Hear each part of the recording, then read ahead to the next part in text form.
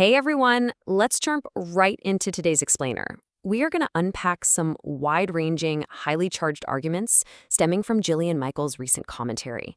Today, we're breaking down source material that tackles everything from intense political scandals all the way to groundbreaking scientific achievements. And we're going to keep all these complex ideals perfectly organized for you. Okay, I know what you're probably thinking. How on earth do California politics, Elon Musk's bank account, and a cancer vaccine trial all end up in the exact same conversation? It's a pretty wild ride, right? Well, to understand this eclectic mix, we are objectively mapping out this diverse commentary, separating the core claims from the cited context. The source material swings from heavy critiques of the political left to deeply inspiring global news, and our goal today is simply to lay out exactly what was argued and the data used to back it up. So, here is our roadmap for today. 1. Newsom investigations. 2. Media rhetoric. 3. Defending Musk's wealth. 4. Race and DEI. And 5. Global innovations. All right, kicking things off with Section 1, Newsom Inner Circle investigations. The source material weaves together a pretty dense web of allegations here. Now, it suggests that while Governor Newsom isn't the direct target of federal probes, his inner circle is deeply entangled. The focus really falls on his former chief of staff pleading guilty to fraud, alongside some heavy scrutiny over what are called behested payments. Basically, instances where corporate monopolies like PG&E and Comcast are allegedly asked to donate to nonprofits tied to the governor's wife. Oh, and there are also concerns raised over historical ties to a real estate program called China SF from back in his mayoral days. But the absolute centerpiece of all this financial skepticism, $9 million.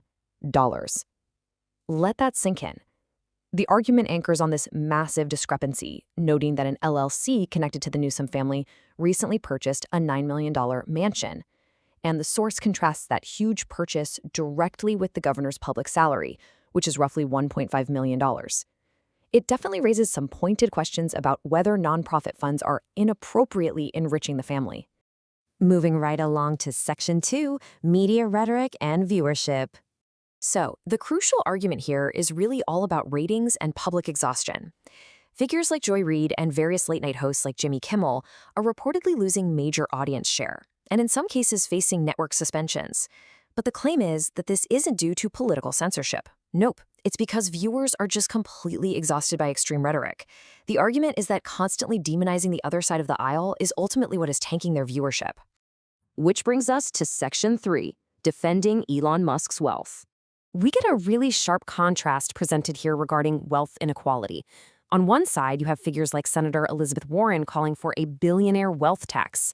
But on the flip side, the source counters this by citing top Democratic economists, people like Larry Summers and Janet Yellen. And they've historically warned that a structural wealth tax is both counterintuitive and nearly impossible to actually implement successfully.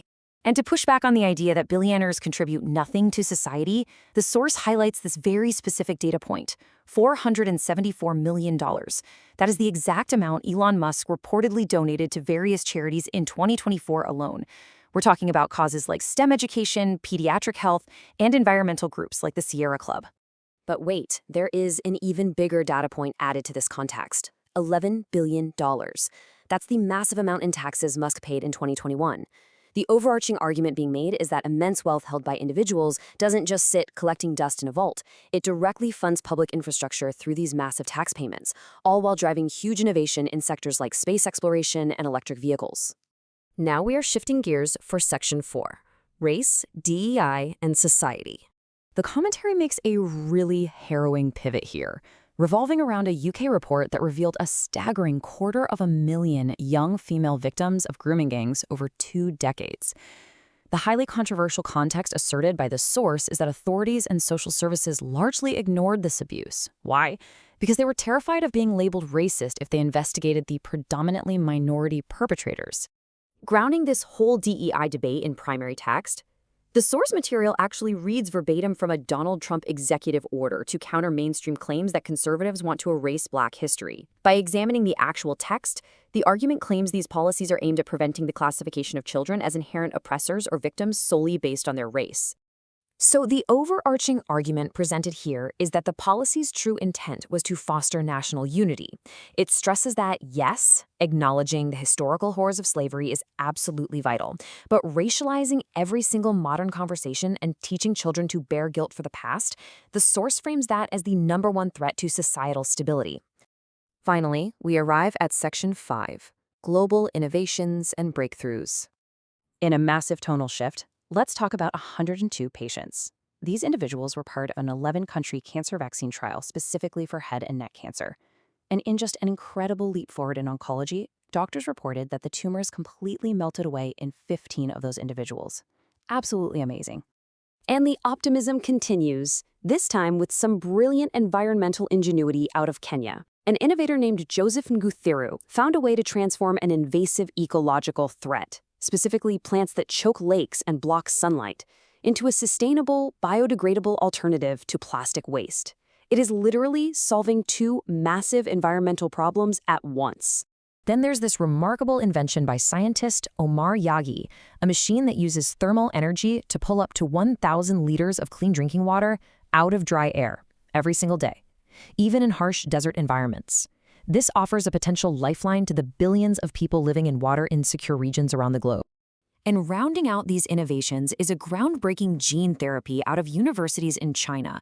By incorporating a working copy of a hearing gene directly into the inner ear via a single injection, patients born completely deaf are experiencing rapid, life-changing results.